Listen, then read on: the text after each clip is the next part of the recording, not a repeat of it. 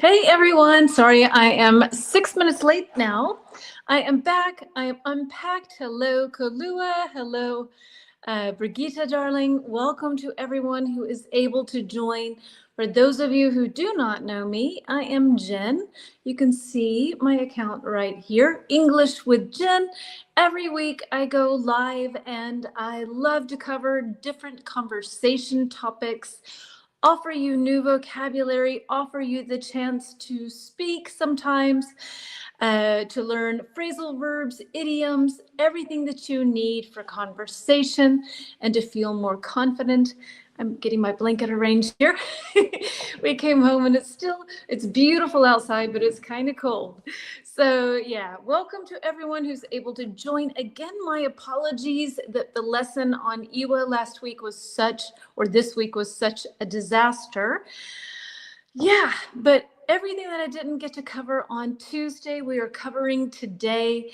I will start with one that I kind of did together with a gentleman in Paris, but I didn't get to hear your answers. So let's repeat it right quickly, and I will grab that. Hello to everyone who's joining. Hello, hello. I see we've already got 5 people here. Hello to you, Karina, my dear. I'm sorry, your name popped up in the add me thing, so I'm sorry. I hope I didn't scare you. I will know now not to add you unless you say add me. But anyway, so let's see. So let's do our lesson. Let's get that going. I'm going to get rid of the banner. Please, just everyone, if you don't mind, at some point, like this. Subscribe if you don't, I don't know, write a comment. It helps to promote the videos. I hate saying these things, but otherwise the content that we have here just kind of gets lost in the shuffle, one can say. I'll write this as a nice idiom. Lost in the shuffle means it just kind of gets lost. Hello, Aizo-san. Hello, dear. So lost in that shuffle. Maybe it has to do with cards somehow. You shuffle cards. When you mix them, then you shuffle. But if something gets lost in the shuffle, it means that it just gets lost. It kind of goes to the bottom of the pile and nobody really sees it. Hello, Hitoko, sweetie. I am so happy to be home. I had the greatest trip, but I'm happy to start again and have regular lessons for us every week. I have missed you all so very much. And for me, I like having these regular lessons. It's what I do.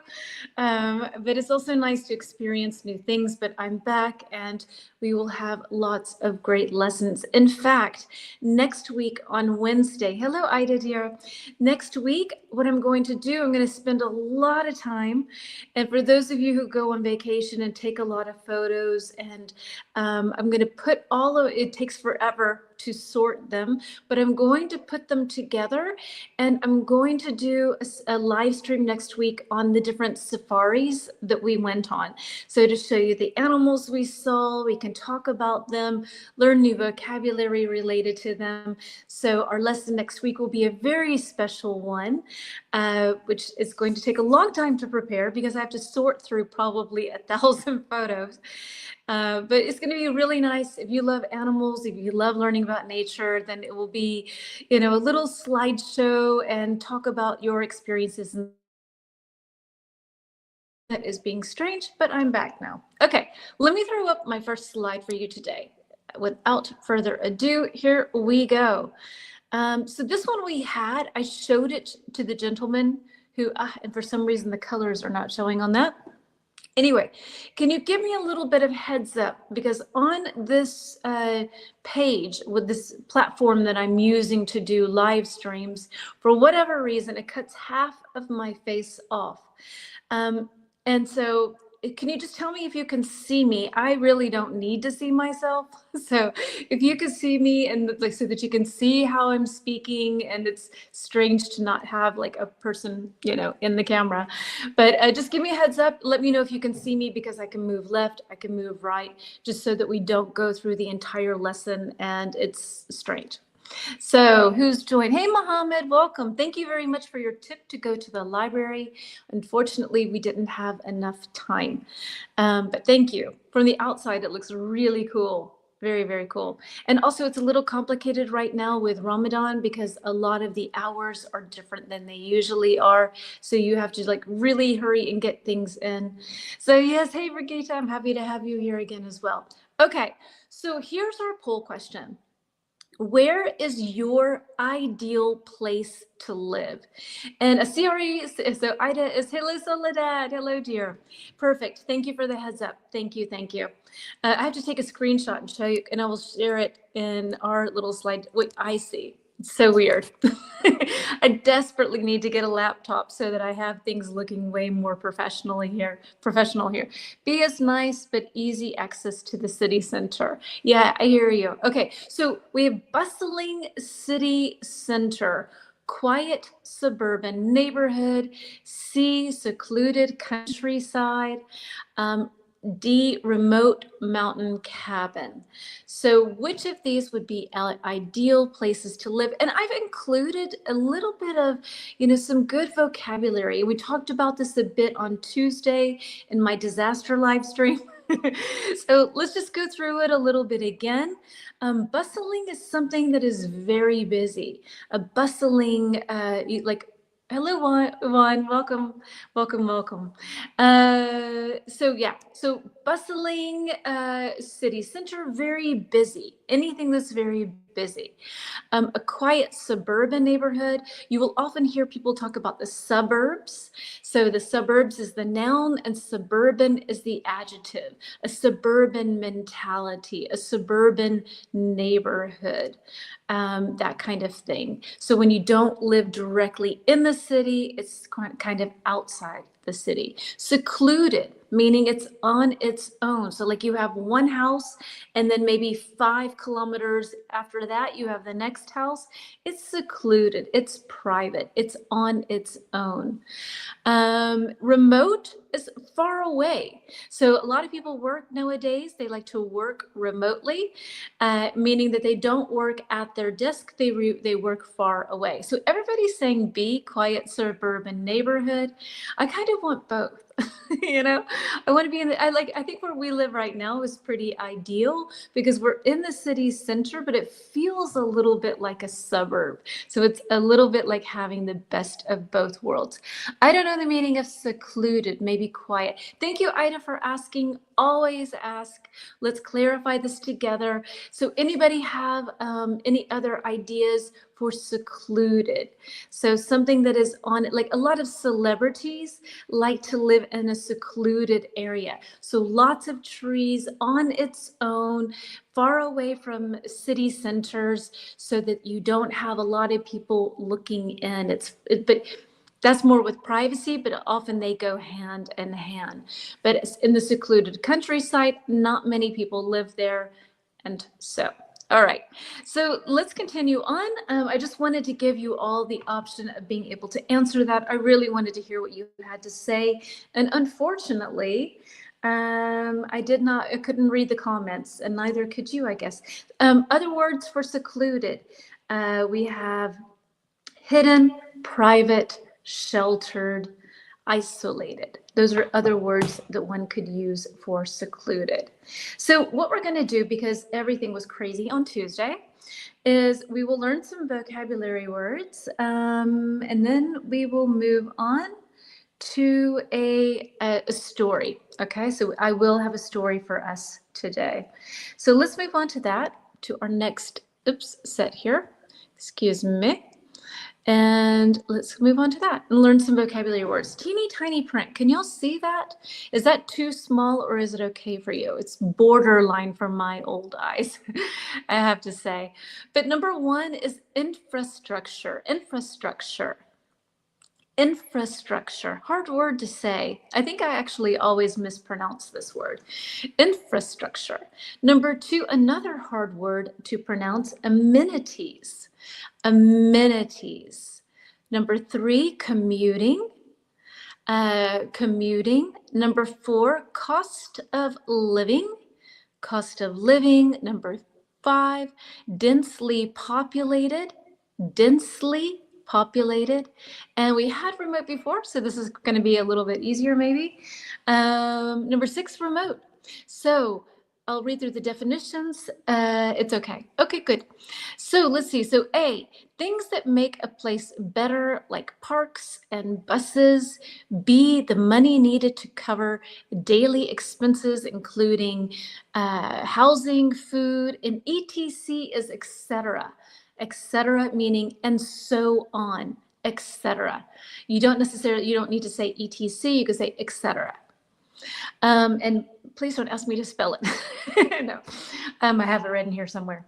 So if you want me to spell it. So C, areas where many people live close together. D, places that are far away from others. E, travel between one's home and workplace or school. F, structures and systems such as roads, bridges, and electricity. So infrastructure, which one works best with number one? What can you tell me works best with number one? And I will write etc. because I have it written here. So number one, Ida, you're saying A. Any other guesses? Etc. Etc. Etc. Hello, Lorena. Hello, hello. Okay, so one F, we got some Fs. We got a lot of Fs. We have another A, and lots of A's. Okay, so it's a tie between A and F. And the word that I'm popping up here, I will pop it up here and post it for a second. This means ETC, and it means so on. Yeah, okay. So the answer for number one for infrastructure is F. Structures and systems such as roads, bridges, and electricity. Exactly. Okay, so what have we got for number two for amenities? What have we got for that? One was F, two for amenities. I think this word kind of sounds fun. Amenities. It sort of sounds like anemone, the little sea creature thing. Amenities. So Juan Carlo, you're saying A. So let's see, we've got two as A. Any other guesses coming in? A from Lorena. Let's see. Any other guesses? Let's get one more guess and then we'll hop on. I will tell you the answer. Okay, so Aizo-san, thank you very much. So we have another A. So all of you have guessed A and you are so correct. Number two is A. Things that make a place better, like parks and buses. For example, if you live in, let me see, because you can use this word for a lot of things. So like in a hotel, an amenity would be that they have a gym or they have a pool. All of these extras that make things better, make things more comfortable. You can use this for workplaces. If your company, maybe you can tell me some amenities that maybe your workplace has, just to be able to practice this word and to use it. So what kind of amenities do you have at your office? If you don't work or work at an office, then maybe like at home, what kind of amenities do you have at home? At our house, we have a washing machine and a dryer. Yes, so number two was A, absolutely. And what kind of amenities do you have at work? And if you can't think of anything, no stress, I can add some for you. I'm trying to get my situation focused here. Let's see. We woke up at 5 a.m. this morning. I'm a little knackered and flew for 6.5 hours and unpacked, and now I'm here. So I'm a little off. Yes. So a swimming pool. Your office has a swimming pool or your home has a swimming pool? So Ledad, which one? Offices can have, for example, free coffee and snacks, childcare facilities. If you work at Google, oh my goodness, the amenities that you have. Sometimes they will wash your clothing. They have fitness studios. They have Friday night cocktail nights or whatever they have. So yeah, you have a lot of extra things at your home. Lucky you, darling. Okay, so then let's see. Then let's move on to the next one. So to number three, to commuting. Which one works best with number three? Commuting. And if you want to practice this word, maybe you can tell me how long it takes for you to commute to work or to, I don't know, the grocery store. So Brigitta's saying 3 is E. Karina, what do you have to say? So we have a lot of amenities in San Isidro. I can't pronounce that. San Isidro. Good restaurants, theaters, parks, stores. Super usage of that word. Thank you. So everybody's saying that 3 is E, and you're all correct. 3, so commuting is E. Travel between one's home and workplace to school. I gave away the answer. So yeah, so 3 is E. Hello, Alessio, dear. Welcome, welcome. We're on number 1 was F, number 2 is A, number 3 is E, and number 4, the cost of living. Yes, exactly, Mohammed. 3 is E. Hello, Bintang. Hello, welcome. So number 4, the cost of living. Which definition is the best for cost of living, do you think? So, Mohammed, I have Arabic tea, or Arabic coffee, excuse me. I have fallen in love with Arabic coffee. So I brought back 2 big bags of it, and it smells so heavenly. I don't know if anybody has ever tried Arabic tea. I don't know if you can see the color. It kind of looks like coffee a bit, but it has cinnamon, cloves,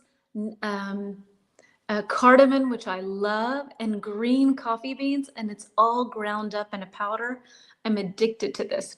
All right, sorry, I digress here. So 4, everybody's saying is B, and you're all correct, of course. So the cost of living is the money needed to cover daily expenses, including housing, food, and again, we have this word, etc. All right, so let's see. 5, densely populated. So if you would like, you can tell me, you can either answer, or you can answer and add a city. You can just add a city. I think I'm giving away the answer. Anyway, so number 5, densely populated. I just want you to have more fun with this. Did you try? I had so many dates. And Mohammed, my favorite one, our Uber driver last night, when he broke his fast, he shared dates with us, and they were soaked somehow in rose water. They were so good. So delicious. I've had more dates in 3 days than I've ever had in my entire life. And dates meaning the fruit, not going out with people. So just to be on the same page.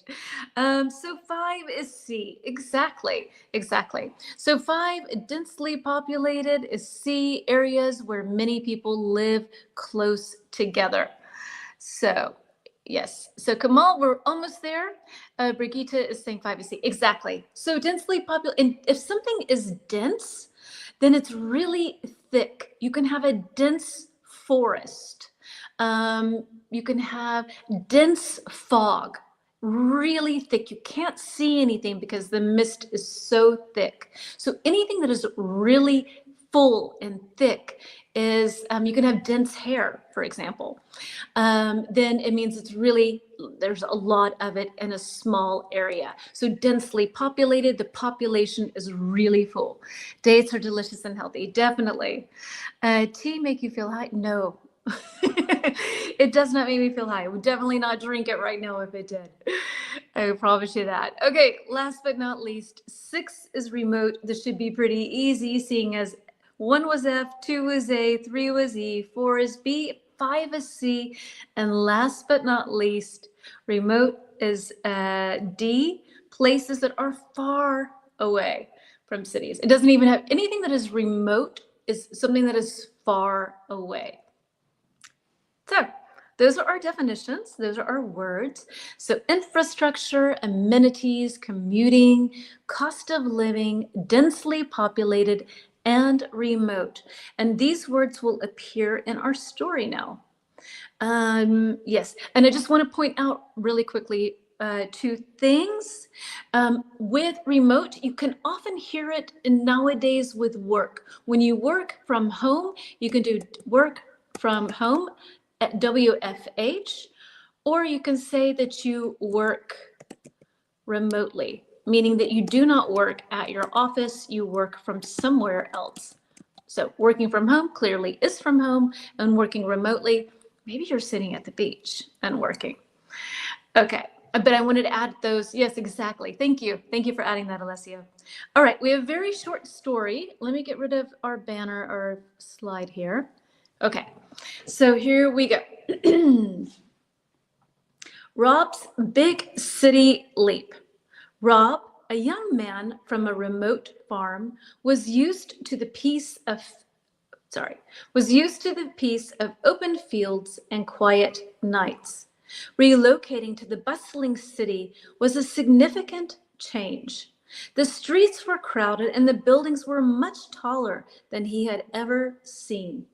He was impressed by the city's impressive infrastructure, the roads, bridges, and dependable electricity. Adjusting to commuting was challenging. Public transportation was unfamiliar to him. The cost of living was higher than he anticipated. Everything from food to housing was more expensive. However, the city offered numerous amenities. The city offered numerous amenities he hadn't imagined. Beautiful parks, shops open around the clock, and dependable electricity. Over time, Rob found balance, embracing both his rural upbringing and his new urban life. Okay, so how much of the story did you understand? Please put it into a percentage. Did you understand 100%, 10%, 0%? So what did you let me know? And maybe there were other words perhaps that you're not quite sure what they were. You can go ahead and plop those in too, no problem. So how much did you understand of this? And we had the words remote, amenities, infrastructure, commuting, cost of living, and densely populated.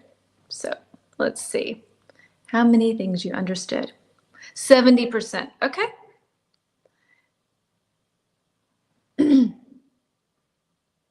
Any other answers?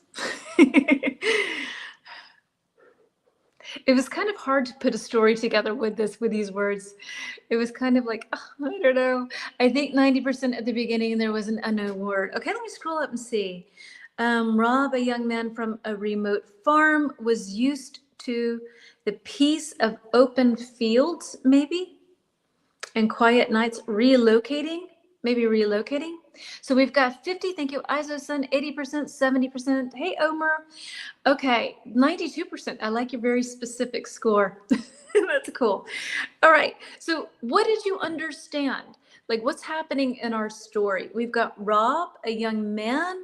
What happened? What is going on? You can tell me about this. This is a good way to be able to practice your listening comprehension. It doesn't have to be a book. You can just give me bullet points if you want. Rob, what happened to him? Where did he start out? Where did he end up? What is anything that you can think of that just popped out into your, you missed the beginning, no stress. So then probably you understood all of it. Oh no, it was peace. And in this case, Alessio, P-I-E-C-E is like a piece of pizza. It's just one part of something. But when you say peace, P-E-A-C-E, they're homophones.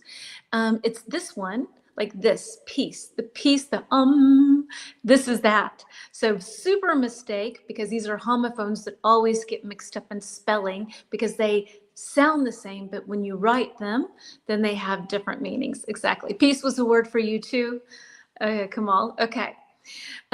So we have Rob, small town boy, moves to a big city, and he's kind of overwhelmed. It's a lot to take in. And he talks about the different things. He is surprised by the new place where he moved to, exactly, right? He relocated. So when you move from one place to another, you relocate. I'll write that in just to have that as a nice little vocab word. So he relocated. He moved from one place to another. So from the country to the city. And he's kind of talking about the things that are good and things that are bad. Rob has relocated to a new city. At first, he's having trouble to adjust Yes, exactly. Exactly. And that happens a lot. So my question to you is this actually. So did you grow up in an urban environment or a rural environment? What can you tell me? Urban. I thought I had something else here. Urban versus, well, we'll go to that later then. I have kind of another question that works really well with this right now, but whatever. We will go to that later.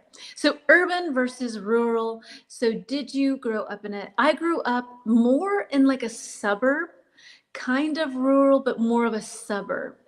And then I moved to Los Angeles and I lived in an urban environment. And that was a big shock to my system. And maybe you can tell me, what were the good things? If you grew up in an urban environment, what was the good and the bad of growing up in that environment?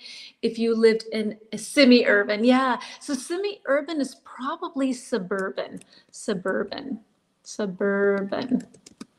Yeah, there we go. And you can tell me, because I think there's also good and bad things with growing up in a suburban environment, because I kind of experienced both. For me, in the suburban part, you typically don't have a lot of diversity. So it's usually one type of person. So I love being around all kinds of different people. So for me, that was not so nice. But you have a lot of safety. You have things that are closer together. You can ride around on your bikes as a child pretty easily. I grew up in a very rural place, but I have 2 cities close by. And can you access those cities easily? Do you have public transport? And did you go there very often when you were growing up? Yeah. So I grew up in a rural environment. And Brigitte, what was that like? Was that nice, or was that something that what was good and what was bad? Because there's good and bad things in everything. I felt like when I moved to LA when I was 14, I was, as a Southerner coming from a small town outside of Nashville, that, I was very colorful. I had my red dress, my little red purse, my red shoes. And then I went to LA and I went to school and everyone was dressed in black. And I was like, where am I? Who died? And so, yeah, so it was kind of one of those things. It was really interesting for me to kind of experience. It was culture shock, if you will. Less opportunities for jobs exactly in small towns. Good point. I grew up and still live now in a rural area. Okay. Can I also use the word countryside instead of rural? Yeah, I grew up in the country. You could say I grew up in the country. Yes, I studied in the city and have good transportation to the cities. Okay, cool. All right, and so let's see. Let's move on to our next point. And I've got a poll for us. Again, with some good vocab words. We have a lot of nice vocabulary words today. So let's see where we're headed with this. Okay, which of these amenities is important to you? So A, 24/7 grocery stores. And all the words in color are, for me, vocabulary words. Maybe you know these, maybe you don't. If you would like to add a synonym for them, you're more than welcome to do that. Otherwise, we will go through them quickly so that things are very clear, because these are all nice vocabulary words. B, close proximity to nature. C, diverse dining options. D, large backyard space. So which of these amenities, to practice that word again, amenities, is the most important to you? Excuse me. What would you say? So 24/7, 24 hours a day, 7 days a week. 24/7 is how you say that. It was really nice. I loved it. I spent so much time outside in the nature and with friends. We cycled a lot. Sounds like my childhood. I loved it too. Complete freedom, total freedom. We came home when the street lights came on. That's when you knew to come home. All right, close proximity to nature. So proximity is talking about how far or how close, the distance, actually, better said. It's talking about the distance to something. So close proximity means it's very close to something spatially. And so close proximity to nature, maybe you can just bike very quickly and you're in a forest or you're near a beach or something like that. Or C, diverse dining options. That would be diverse, lots of different things to choose from. D, large backyard space. So in the States, quite often you have homes that have a garden and have land in front of it and also behind the house. So you can have a front yard house and then behind the house you have a backyard. I grew up in a very beautiful district called I have to figure out how to say this, my dear. San Isidro,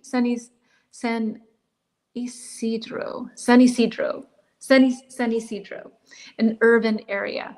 And you're in Peru, right? I think you're in Peru. And Lima, I want to say. Is that like a district outside of Lima? So Muhammad is saying for him, B and D, so close proximity to nature and a large backyard space. Is that common in Egypt to have a backyard, Muhammad? I think you have a backyard because you hide your fish or you bury your fish there. And Aizo-san is saying B, close proximity to nature. Juan saying the best, B is the best option. We need to breathe clean air. All right. Yes, a district in Lima. Okay, thank you. So, all right. I'm trying to think for me. I don't know. Maybe none. I mean, I guess close proximity to nature is the nicest. Everything else sounds a little kind of commercial somehow, except for the backyard, baby. I don't need a backyard. I think I would really love to live and have a rooftop terrace. I think that would be really cool. And to not have a backyard. We have a backyard right now that we basically take care of. This weekend, we'll spend the entire weekend cutting the grass, getting rid of all the dead stuff from winter, and then we won't ever go into it. So it feels a little bit like a waste of time. So I would be happy with a rooftop garden, no grass, planters with some flowers and stuff, maybe potted trees, but less work. I grew up in the suburbs. Good question. I would choose B, proximity to nature. C, diverse dining options, but during the day off, B. Okay. Okay, I get it. So when you're at work, definitely C. And that's interesting, right? That can change depending on the time of day and where we are. For me, close proximity to nature is important, but I would say that the groceries are also necessary. Yes. And I would have to say, when I first moved to Germany, grocery stores would close at like 5 p.m., 6 p.m. every single day. So like you could not go grocery shopping after work. It was so annoying. And then at some point it changed where they started having longer Saturdays, and now they're open and they open later and later. But in the States, you can go grocery shopping 24/7. And I actually love that. So if you come home late and you need to get something, or like when we fly and we come home really late, if you want to stop by the grocery store, you can. It's not a big deal. So 24/7 grocery stores are, I think, a good thing. B and C for me, near the sea with a lot of restaurants and malls. I hear you. I also have a backyard space and it is a lot of work, right? I mean, rooftop garden. Rob has relocated to a new city. At the first, he has trouble to adjust to his home and his new neighbors. Exactly, Kamal. It depends where you are living. You live in the city or if you live in an old district. Aha, so as to whether one has a backyard in Cairo. Okay, or in Egypt, I think I asked you. Let's move on to our next point, and we have some phrasal verbs. I have a lot of content today for us, as usual, but even more so since Tuesday was kind of not so productive. Okay, so here we go, phrasal verbs. I've tried to add a little, city scene. These are phrasal verbs for urban environments. We've got these hipsters here. A hipster is a person who kind of thinks They're cool, I guess. I guess you've probably heard this term, a hipster. I think it's a millennial and, man bun, coffee shop guys, this kind of thing. Very urban people. So number 1, get away from. Number 2, grow up. Number 3, put up with. Number 4, cut off. 5, run out of. So possible definitions. A, to be isolated from something, usually due to location. B, to escape or take a break from something. C, to spend childhood in a particular place. D, to tolerate or endure something unpleasant. Endure. To tolerate or endure something unpleasant. Endure means that you, see if I'm gonna, hold on.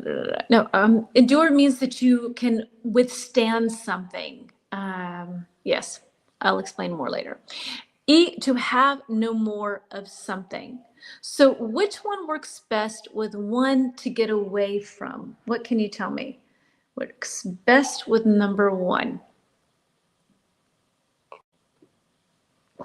Number 1, what can you tell me?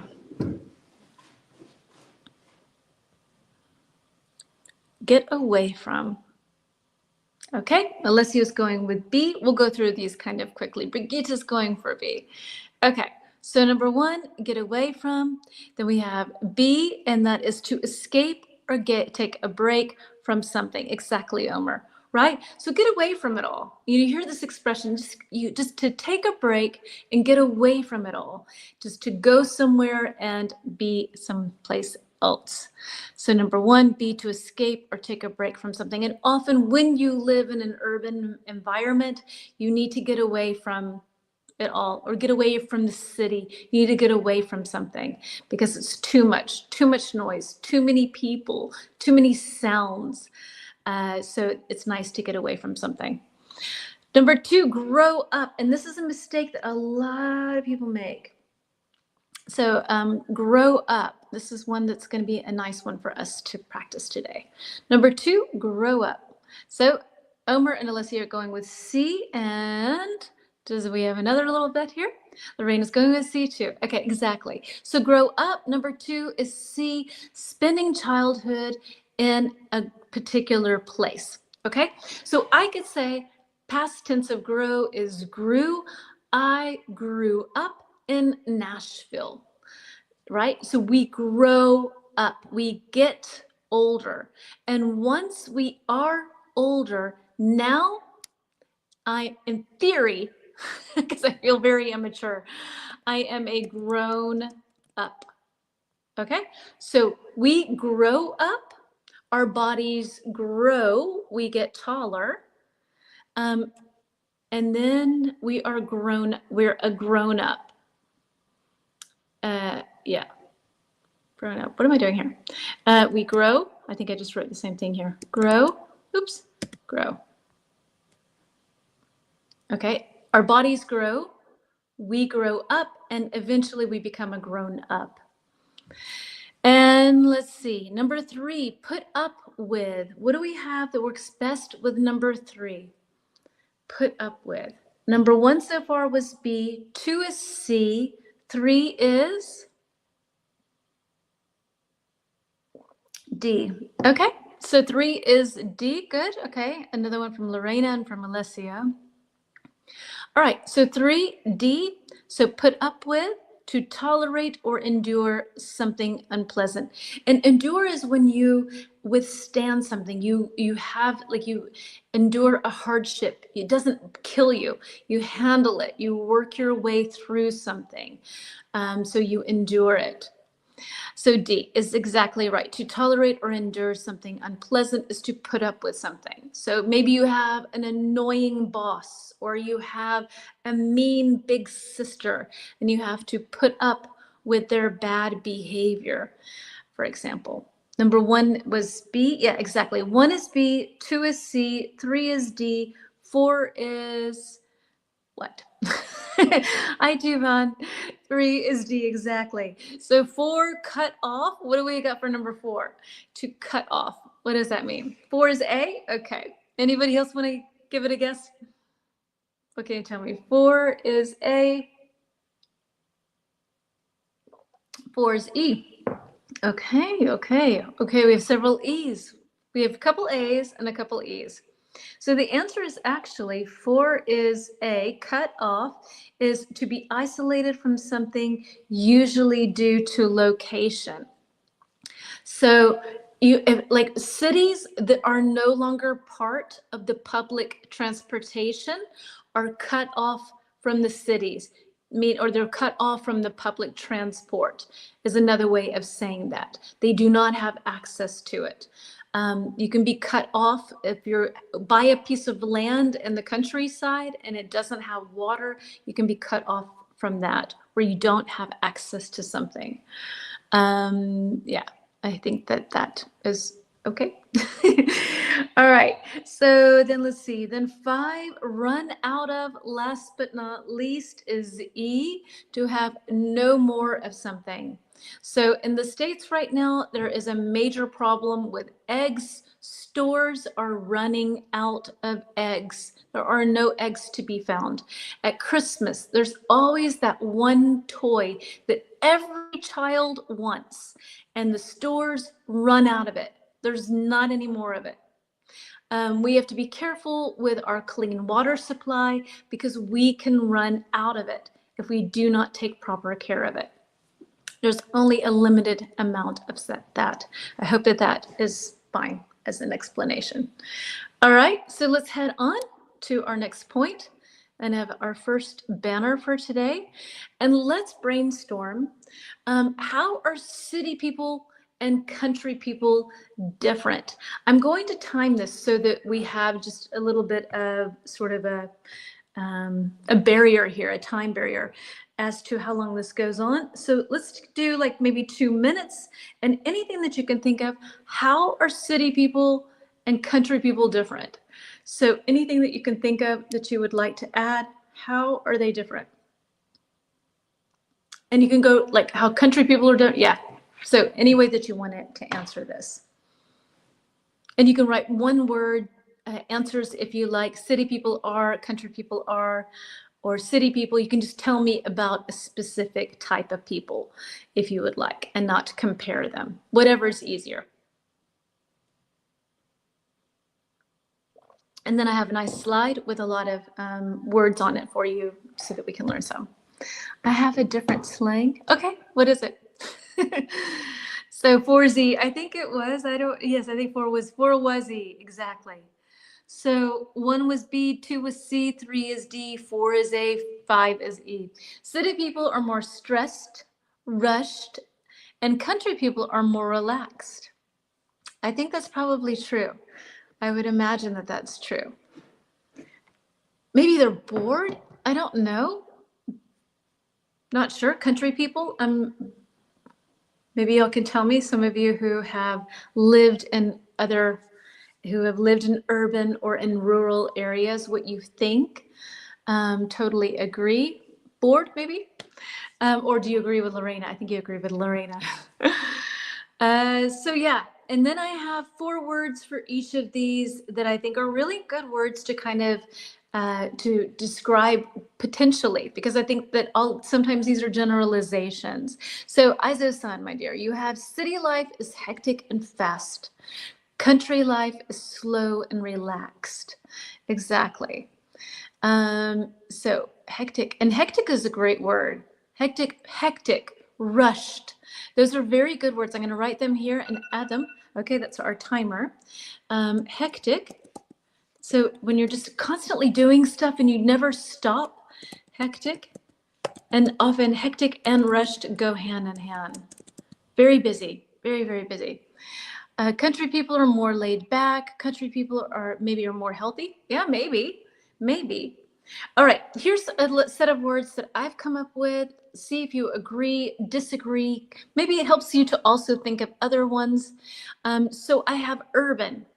So urban people tend to be, so if you don't want to say somebody is something, or they are something, which is like saying that's definitely a way. You can say they tend to be, which is a softer way of saying it. It's not like 100%. It's more like they lean in this direction.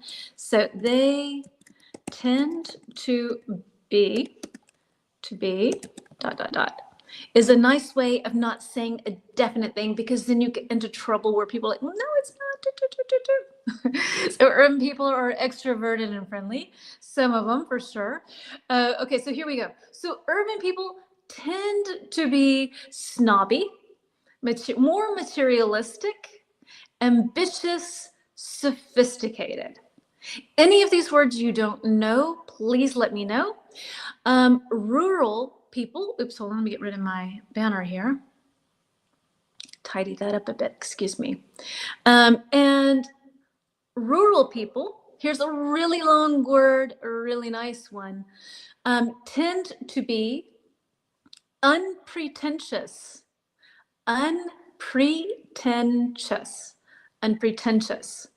self-reliant, community-oriented, down to earth.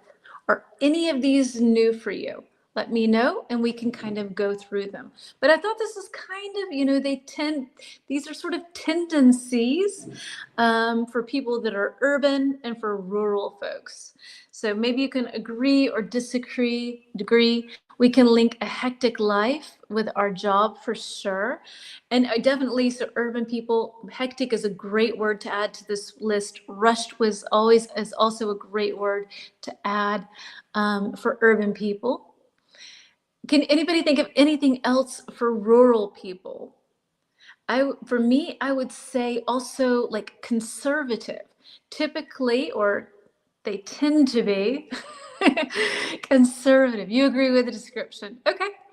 All right, then, and these will be slides that I will post later on this week, so that if there's anything new or anything you couldn't remember or whatever, you can always go back and take a look and see what we talked about.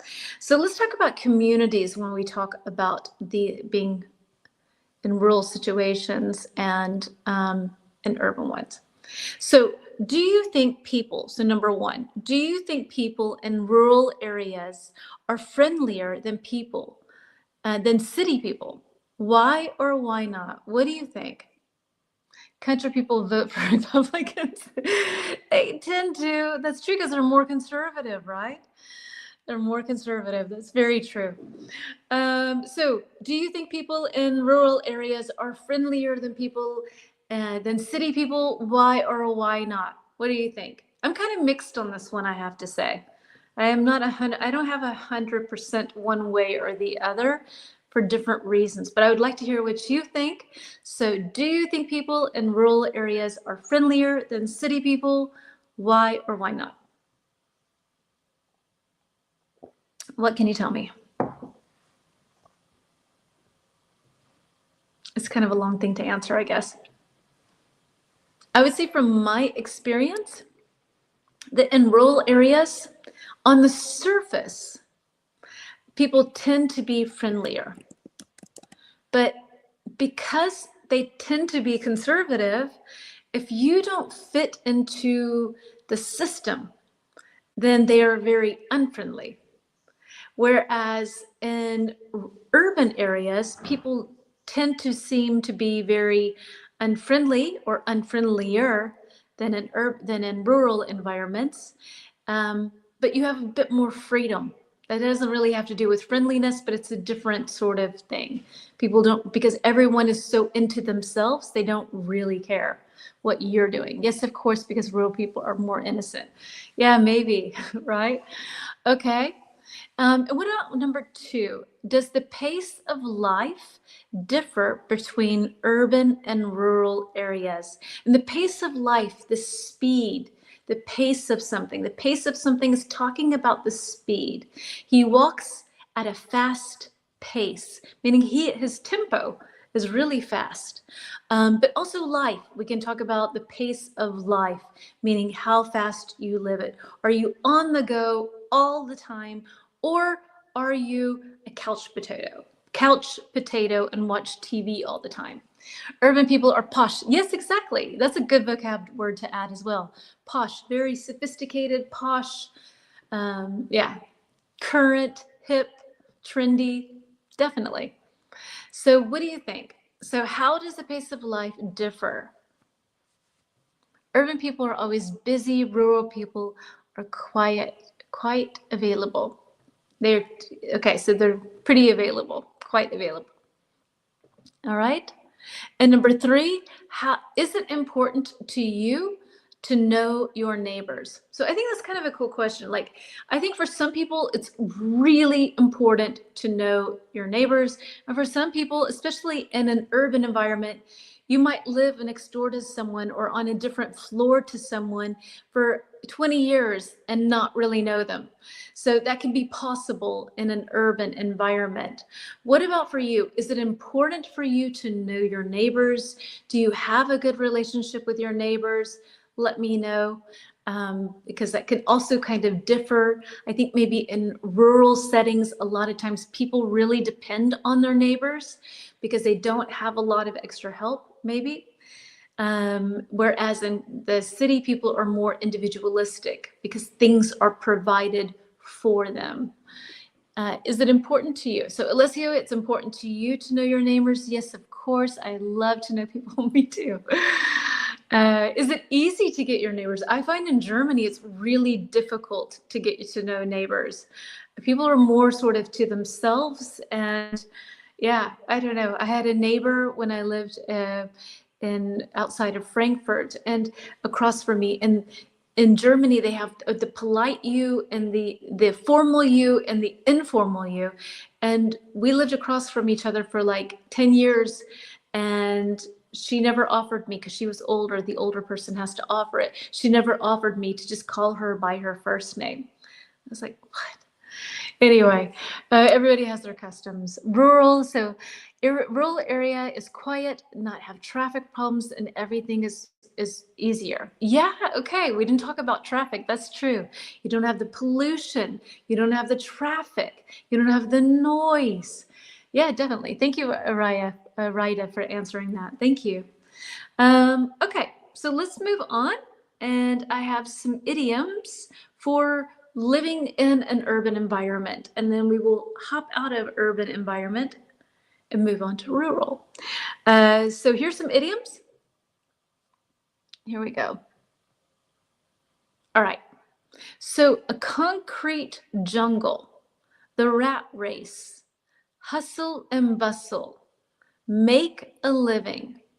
And please let me know if any of these are new or how many of these are new.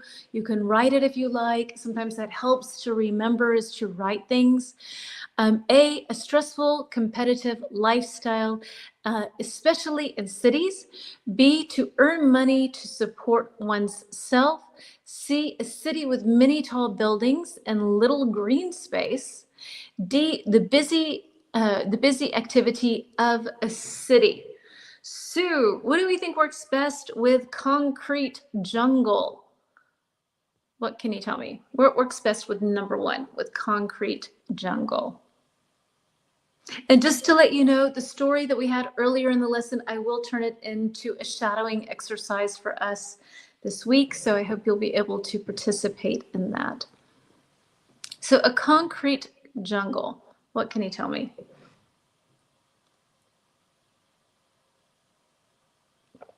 A, B, C, or D?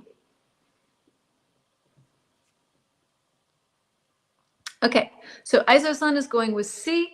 Let's go with C. A concrete jungle is a city with many tall buildings and little green space. So little green space, meaning not much green space. Exactly, Karina. So when we have a big city, we can call it, it's a concrete jungle, meaning that it's just all concrete. All right, number two, the rat race. What is that? So number one was C. Number two, the rat race. What do we have for that? What can you tell me? The rat race. And for a sentence, I can offer you with concrete jungle. New York can feel like a concrete jungle, but Central Park is a nice escape. Okay, Terry, I think that's you. A, we have B.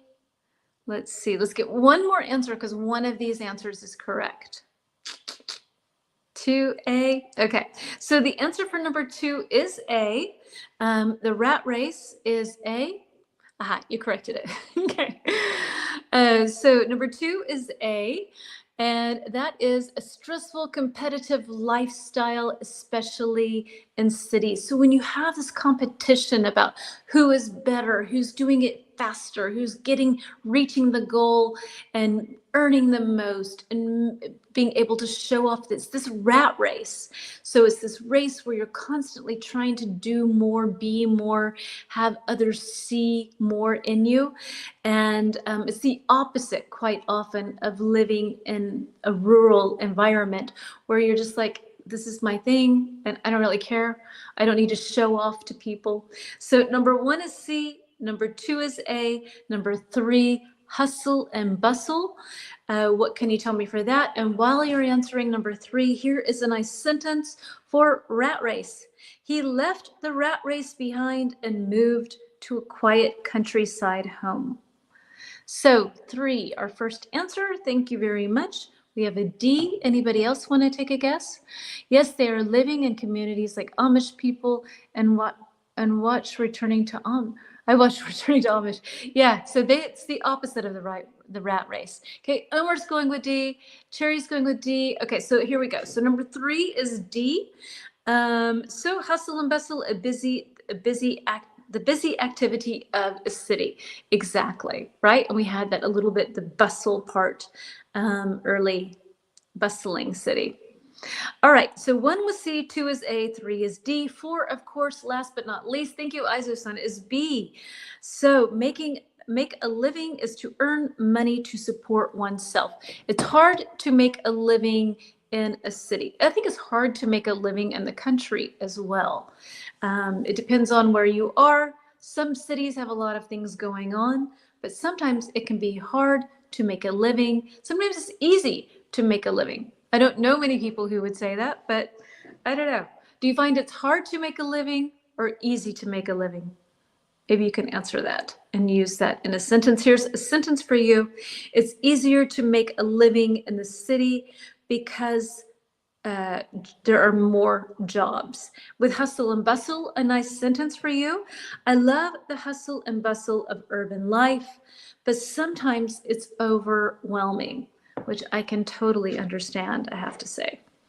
Okay, let's move on to our next point, and we're doing a little bit, we're moving to the country, moving to the countryside. Okay, let me remove this and add our second banner for today. Okay, so brainstorming activity. What types of jobs are common in the countryside? And what about in the city? So let's think of, I'll give us again a timer. Any job that you can think of that's typical, a typical country job and a typical city job. What could you tell me? So I'm going to say city job, fashion model. Country job, I don't want to do so many, so it takes things away from people. I'm going to say a preacher, you have a religious man, a preacher. So a preacher in the country, and I'm going to say a fashion model in the city. And maybe you can do it like that, where you think of like one country job. Sorry, Jen, I must leave the lesson. See you next time, darling. Glad to have you here as long as you could come. Bye, Lorena, darling. Have a good day. So city jobs, country jobs, what can you tell me? So working in the field, exactly. Good rural job, exactly. Working in the fields. Not going to do that in the city. Anything else that you can add to it? Let's see. I think I just have a list here. Farming, exactly, right? So rural, we've got farming, working in the field, anything with agriculture. So when you talk about farming, we often talk about agriculture. Okay. I said preacher. Preacher, a man who gives the sermon in church. That's kind of, for me, also a rural job.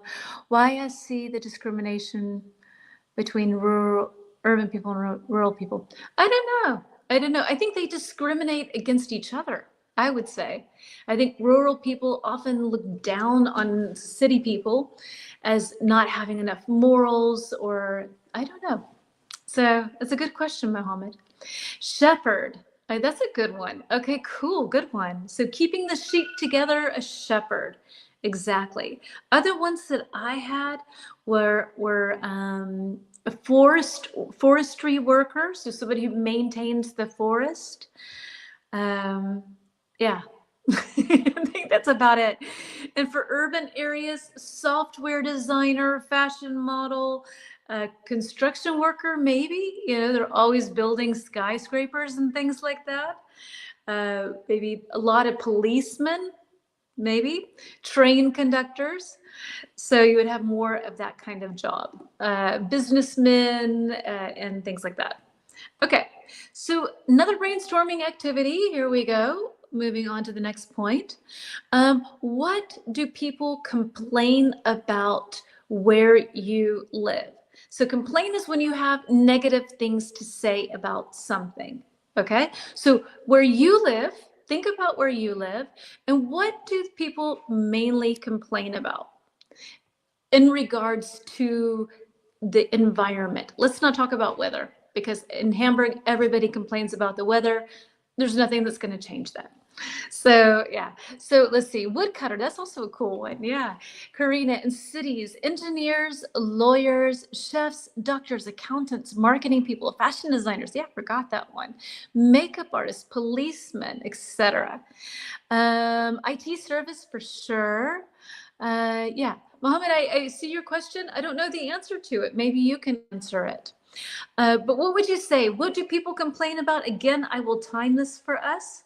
So what do people complain about in your city? I complain about, and what I think is crazy is that in Hamburg, so many people ride bikes. But when you want to park your bike, it is impossible. Okay, difficult to find a place to park your bike. So many people, so many bikes, but not enough places to park. Little problem, but you know, it's one. It's easy to fix. Pollution, population, cost of living, super. Exactly. People make complaints about safety. Okay, safety can be one, definitely. What else can you say?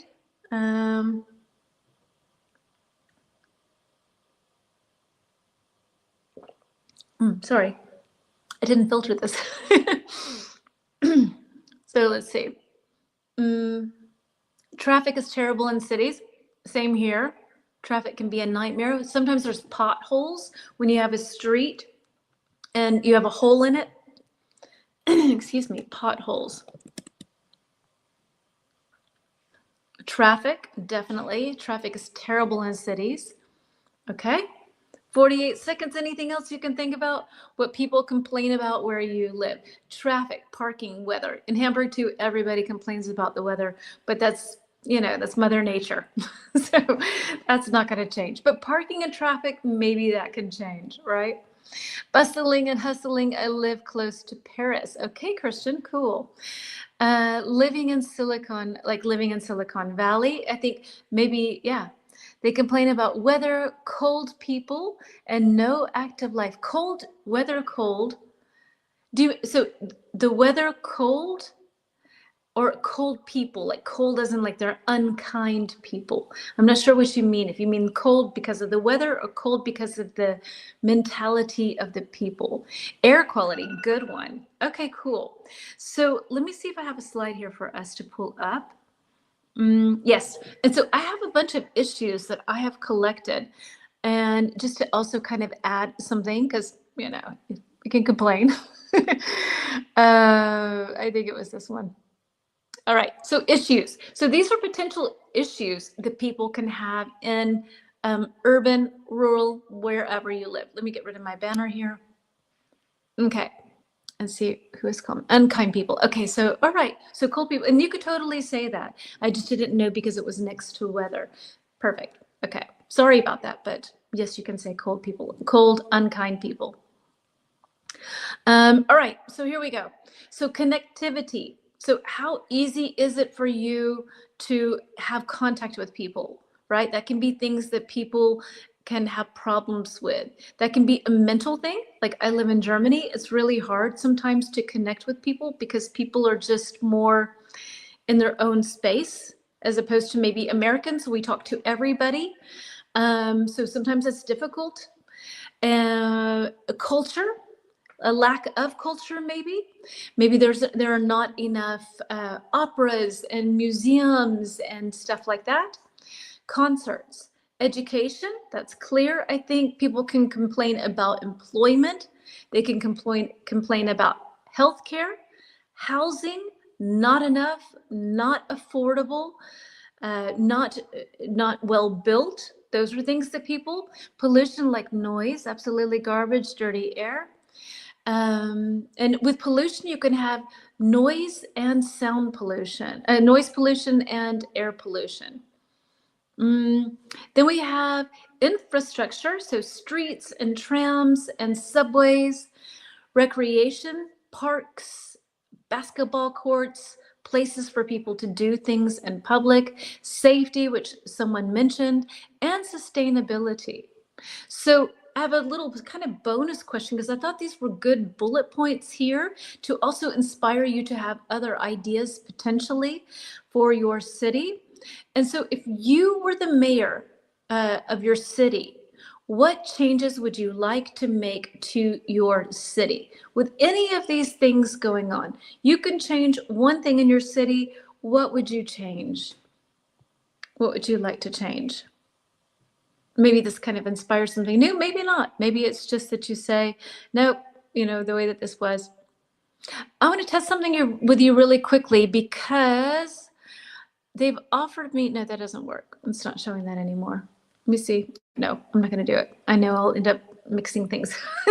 They offered me a new way of sharing information here. I wanted to test it, but I know it was something I'm not going to try my luck. So anybody have anything that you would like to change? You're mayor of the city. If I were mayor of Hamburg, I would definitely add more places to park bikes, to lock your bike. What else? I would have better Wi-Fi. I mean, it's ridiculous here. It's just not good. Not in the 21st century. Not in Germany. If I were president, I would address the issue of security. I would not allow illegal immigration because it's very risky. Without documents, people commit crimes. Okay, so is that a major problem in Peru? Interesting. Everything. You would change everything. Oh no. Okay. Yeah. So Karina, that's a major. So illegal immigrants is an issue in your country. I take it. Infrastructure, education, and connectivity. Good, guys. Okay, cool. So safety, healthcare, and education. I would also change somewhat the education system here in Germany. I think it's really good because they cover a lot of different material. It's very demanding, but the way things are taught, it's very old school and it's really boring. And I know at least for English, it's all about memorization. Like learn these vocabulary words, learn these rules and grammar, and then kids come out of school not knowing how to speak or have the confidence. I think that's changed with social media a lot, but that's a recent development, really. Okay, so thanks guys for answering. Let's move on to our next point, and we're moving to urban. Yeah, an urban environment. We're moving back to urban. And let me get rid of this. And oops. And here we go. All right, so let's brainstorm 2 minutes. Any word you can think of related to urban life. Any single word that you can think of related to urban life.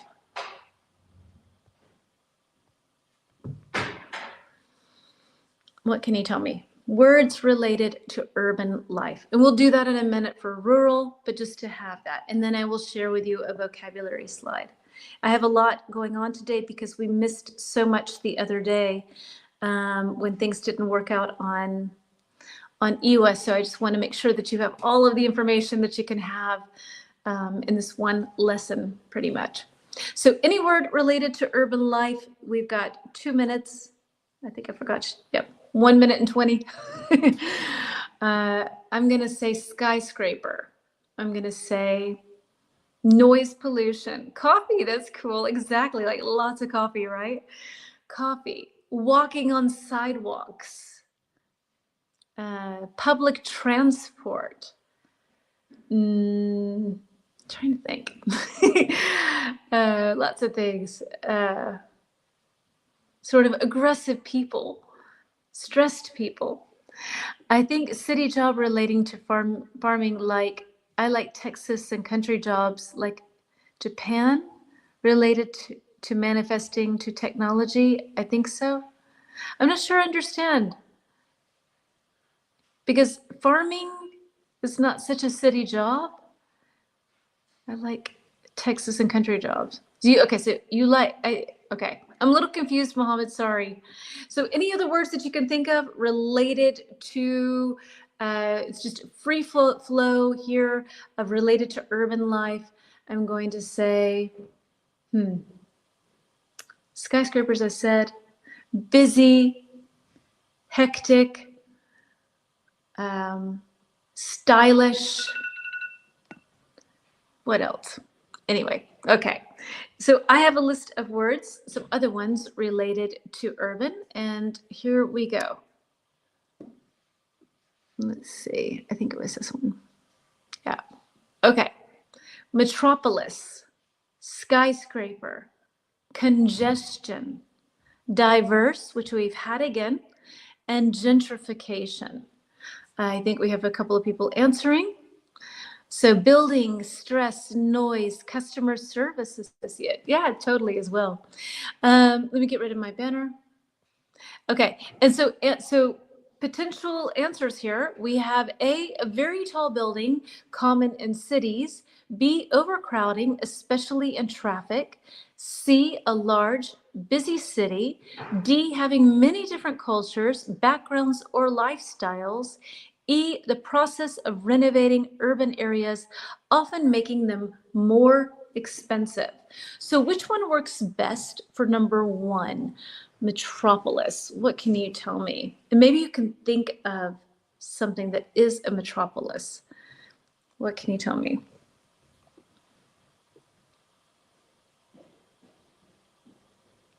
I needed to filter this, I think. It's getting caught. I have little twigs in my teeth.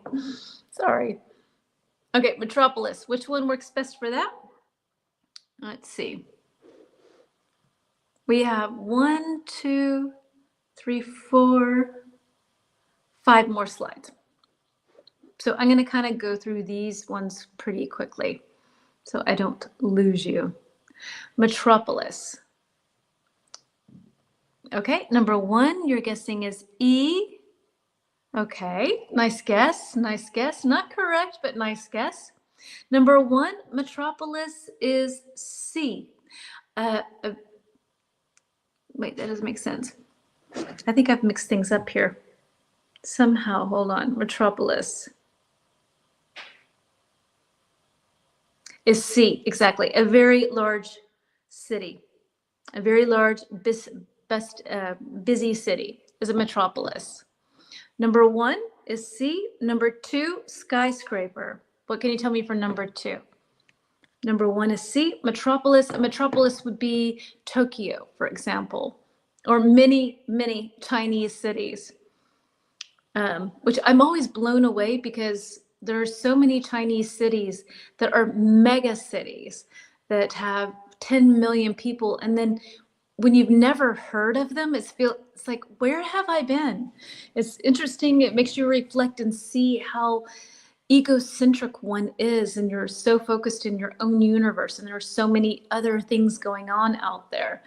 but it kind of shocks me every time I hear about these mega cities. Okay, Karina, you're saying number 2 is A, which is correct.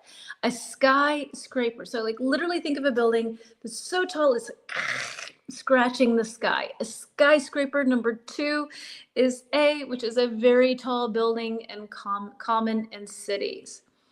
Another thing that blew my mind, I might have said already, but flying out of Bangkok. I was so blown away by how many skyscrapers they have. It makes New York City look like a village. It really does. So it looks rural. So New York City is rural in comparison to Bangkok. Number 3, congestion. What can you tell me with number 3? We had number 1 is C, 2 is A, 3 is congestion. I think it is a myth of how human beings are thinking. I'm not sure. Number 3 is B. Exactly. So congestion is overcrowding, especially in traffic. Often we talk about it, the congestion in the city is horrible, talking about the traffic. It's just too many cars. Things are congested. When things like in this picture, when they don't move, there's congestion. It's impossible for things to move. Number 4, diverse, definitely going to be easy. What have we got for number 4? Number 1 was C, 2 is A, 3 is B, 4 is? Exactly, Iraida. So that was B, exactly. 3 was B. And 4, diverse.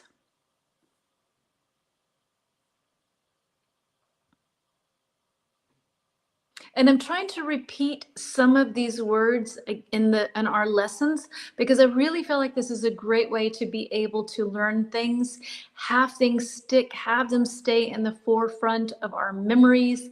So yeah, when you see things and they come again and again, then it's not just because I'm forgetful, but it's also because I really, really want you to be able to repeat things. So 4 is D, exactly. So exactly, my dears. So diverse, D, having many different cultures, backgrounds, and lifestyles. Exactly. So diverse. We had a diverse amount of restaurants. So a lot of different types of restaurants. Chinese, Mexican, Indian. You get the point. And last but not least, long word, interesting subject, gentrification. Gentrification. And number 5, our last one is E, gentrification, the process of renovating urban areas, often making them more expensive.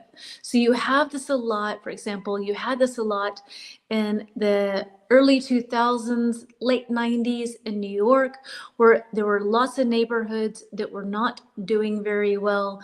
They made them nicer, improved the environment, and then people bought them that had more money. And so it kind of kicks out the people who don't have a lot of money. It makes the city nicer, but it's not nice for the people who can no longer afford to live there. So we talk a lot about gentrification in cities. Maybe you have an area like that in your area where you live, where there's an area that's not thriving. Maybe there's a lot of stuff that is old and run down, and developers come in and they fix it, make it look nice, add new buildings, put in cafes, and then people with more money come and the other people get kicked out. Quite often with gentrification. That's the negative aspect. There's a positive that the city is prettier, but the negative is that people lose their homes. All right, so let's see. So now we're heading on to any word that you can think of related to rural life. So just like we did with urban life, any word you can think of that is related to rural life, sorry. Let's go. 2 minutes, any word. Clean air. I'm thinking clean air, no traffic, boring. Conservative, for me it's very conservative, knowing how rural areas often are. Words related to rural life. What can you tell me?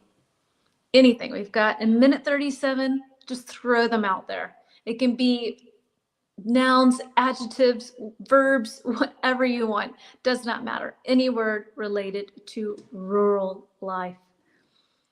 What can you tell me? I'm trying to think of other things too. And I guess rural life also depends, like living in, like seeing people in Uganda, for example, rural life, you walk everywhere. Rural life in the United States, everybody has a car. So, yeah, that could be one of those things. So, peace, yeah, safety, peace, clean air, lack of jobs. So, they can be positive, they can be negative, anything that you think of related to rural life. Trying to think of other things. Let's see where we're going. And then I have some words that are related to that as well. Quiet, charming sometimes. Rural life, friendly people, good food, animals like cows, hens, and a lot of green and nature. Wonderful. All right, super. Okay, then let's stop. That was 1 second. Okay, so I have a slide for us now, another matching exercise that will help us to add a little bit more vocabulary to rural life. And here we go. So we could say that it's scenic. There's agriculture, self-sufficient, secluded, we have this word again, sustainable, close-knit community, okay? And A is private, far away from other people. B, the practice of farming. C, able to provide for oneself without external help. D, a group of people who support one another. E, using resources in a way that doesn't harm the environment. F, having beautiful natural views. All right, so let's see. So what works best with scenic? And these are all things, ways that we can just talk about and slightly describe rural life vocabulary. Scenic, which one works best with number one?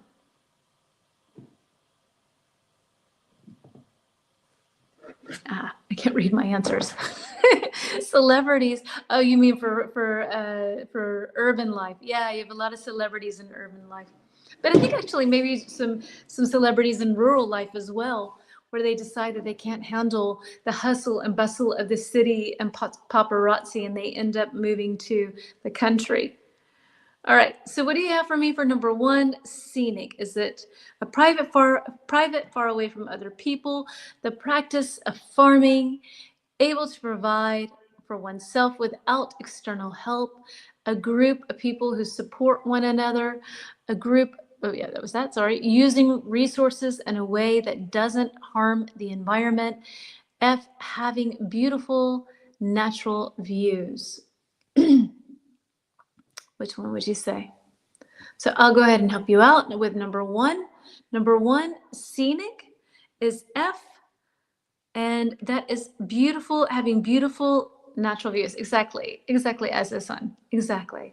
So if something is scenic, you have a scene in front of you that looks nice. It is scenic, a scenic view of the landscape or the countryside or the mountains. What about number two for agriculture? Number one is F. What is number two? What can you say?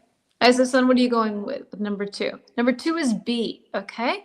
We'll go through these kind of quickly. Thank you, Karina. Agriculture is B. The practice of farming. Exactly. So the practice of farming is agriculture.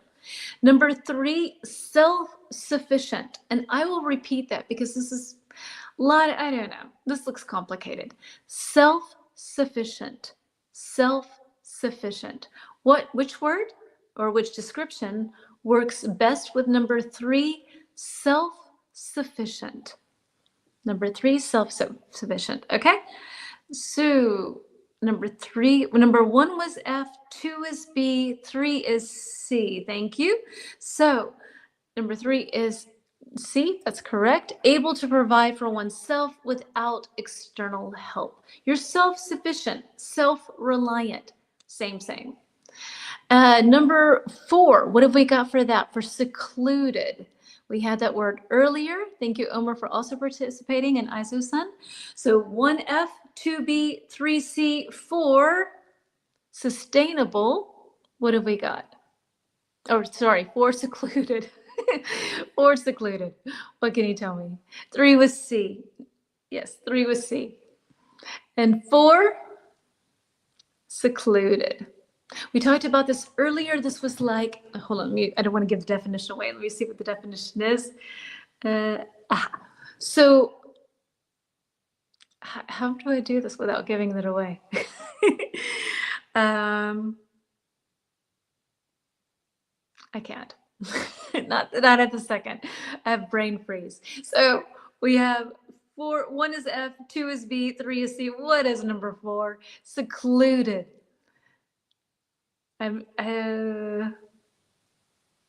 Yes. An island is this. That's what I will say. All right, Aizu-san, thank you. Omar, thank you. Okay, so 4 is A, exactly. A private and far away from other people. You can hear about a secluded island. His property is secluded from the other residents, meaning it's probably got a gate, it's private, it's hidden away from other people. What can you tell me with number 5, sustainable? We will probably talk about that next week. Our topic is Earth next week, so we will definitely throw in something about sustainability. So as a little sneak peek, we have 1F, 2B, 3C, 4A, 5. It's either E or D. So Karina, you're going with E. Okay, so 5E, sustainable, using resources in a way that doesn't harm the environment. Ding, ding, ding. Thank you, Omar Shu. And last but not least, we have close-knit community, which is D, a group of people who support one another. So often in the country, often in rural environments, you have a close-knit community, a community where everyone knows each other, everyone is accepted. If someone gets sick, then you help the other person. So it's a close-knit community. Yeah. All right. We have, let's see if we're going to do that. Okay. I think this is kind of cool. And then we'll do 2 more, just 2 more. Let me get rid of this. Okay. So have you ever moved from a city to the countryside? Like our story with Rob, right? He moved, in this case, he moved from the countryside to the city. But have you ever moved from the city or the countryside or the other way around? And what advice would you give to someone so they can adapt faster? So I have this experience where I moved basically from the country to a city, and it was tough, really tough. But there are things that I would definitely say to people that do that. And also, I think moving from the city to the countryside, there is this time where things are strange, where they don't work quite right, where you have more question marks than answers. So have you ever experienced this? Have you ever gone one way or the other? Any advice? What do you think would be problems if you've never experienced this? Then what kind of problems do you think could occur? I could try to add someone. If one of you would like to go live with me, we could talk about it because I'm curious to hear what you would have to say. I will add my handle here, copied, and I will post it here, or my link that is. And if you would like to join me live right now and tell me about this, you are more than welcome to do so. If not, no pressure. You can write it in the comments here, but all you got to do is click that link that I just posted, and you will be able to come and talk to me and tell me your thoughts on that. because I would love to hear it. If you've ever experienced it or what you think could be problems. Otherwise, I will just talk and explain my situation. So I think I said earlier that when I first moved from Nashville to LA, and Nashville back then was very small, and it was not cool to say you were from Nashville. And so moving there, moved to a place where everybody wore a different color. They were the kids. I moved there when I was 14. And for me, these Los Angelinos were like adults. They were mini adults. They were 14-year-old adults. And I was still a child, right? So for me, growing up in the South, somebody said earlier, I think they're more innocent. You're more innocent growing up in the countryside. So that's one thing. So you move to a city and everyone's way more advanced. And that was really hard. But for adapting, like for me, it was very strange in the beginning, everyone wearing black. 2 years later, what's my favorite color to wear then? Black.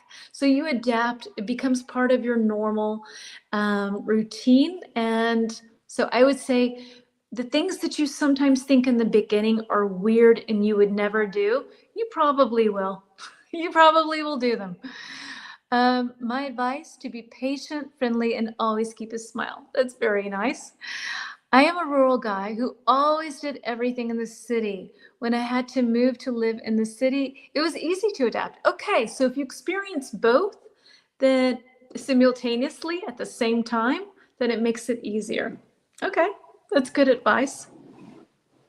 I think stay open. I think open is being patient with other people, being patient with yourself. If you're friendly, that can go a long ways wherever you move. All right. So let's see. I'm going to do last slide for the day, idioms, and then we will say goodbye. There we go. Okay, these are idioms related to rural life. So out in the sticks, slow pace of life. Again, we have pace of life, the tempo, the speed. 3, small town mentality. Is it A, a relaxed way of living, often in rural areas? B, the attitudes or beliefs common in rural areas, often implying a lack of openness to ideas? Or C, in a very remote or rural area? Which one works best? So out in the sticks, slow pace of life, small town mentality. Which one works best with number 1, out in the sticks? What can you tell me? Out in the sticks.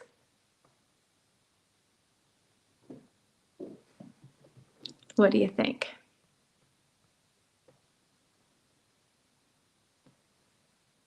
Out in the sticks.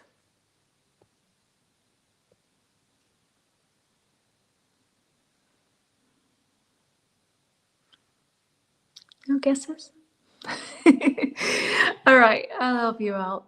So out in the sticks is C, in a very remote or rural place. Nice try, Karina, darling. So number 1, out in the sticks is he lives out in the sticks. That's how you could say that in a sentence, meaning he lives way out in the country. He's so far removed from anything urban. He lives out in the sticks. That's all they've got is sticks, nothing else. Exactly, Aizo-san. Okay, so number 2, a slow pace of life. What works best with that? Number 1 was C, a slow pace of life. What have we got for 2?